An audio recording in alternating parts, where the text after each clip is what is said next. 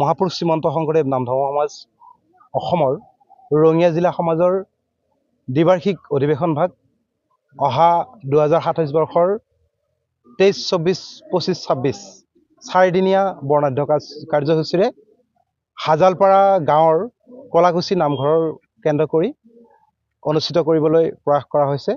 ইতিমধ্যে আজি 14খন উপসমিতি লৈ মূল আদৰণি সমিতিখন গঠন কৰা হৈছে। গৌৰেশ্বৰৰ সমষ্টিৰ নৱনিযুক্ত সন্মানীয় বিধায়ক ভিক্টৰ কুমাৰ দাসদেৱক সভাপতি হিচাপে লৈ এই আদৰণি সমিতিখন গঠন কৰা হৈছে। এই চাৰিদিনীয়া কাৰ্যসূচীত মহাপুৰুষ শ্ৰীমন্ত শংকৰদেৱ নামধৰ্ম সমাজ অসমৰ ৰাজ্যিক মহাপাল নাম, ৰাজ্যিক সাধাৰণ পৰিষদৰ সভাৰ লগতে বৰ্ণাঢ্য সাংস্কৃতিক শোভাযাত্ৰা আৰু ভাওনা প্ৰদৰ্শন অনুষ্ঠিত কৰাৰ কাৰণে আমি পদক্ষেপ লৈছোঁ।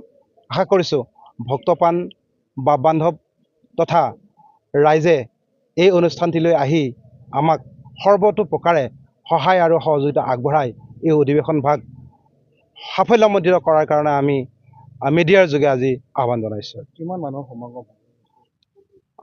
প্ৰায় 15,000 ভক্তপ্ৰাণ বা বান্ধৱৰ উপস্থিতি লৈ আমি উক্ত অনুষ্ঠান ভাগ ৰূপায়িত কৰাৰ কাৰণে আগবাঢ়িছোঁ আৰু প্ৰায় 15 লাখ টকাৰ এটি বাজেট আমি নিৰ্ধাৰণ কৰিছোঁ।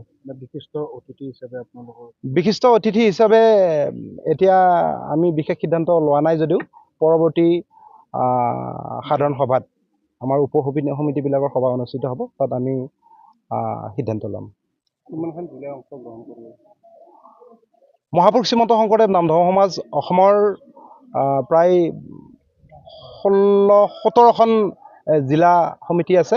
গতিকে উক্ত অনুষ্ঠানত এই 17খন সমিতিৰ বান্ধৱ আই মাতৃসৱে সহযোগ কৰিব। ইয়াৰ লগতে মহাপুৰুষ শ্ৰীমন্ত শংকৰদেৱ নামধৰ্ম সমাজ ৰঙিয়া জিলাৰ বিভিন্ন আঞ্চলিক শাখাৰ বা বান্ধৱসকলে অনুষ্ঠিত এই অনুষ্ঠানত অংশগ্ৰহণ কৰিব। ইয়াৰ লগতে জাতি বৰ্ণ নিৰ্বিশেষে আমাৰ গৌৰেশ্বৰ ৰাজচক্ৰ অন্তৰ্গত গাঁওসমূহৰ বিশিষ্ট বা বান্ধৱ আই মাতৃসকলে এই অনুষ্ঠানত অংশগ্ৰহণ কৰিব।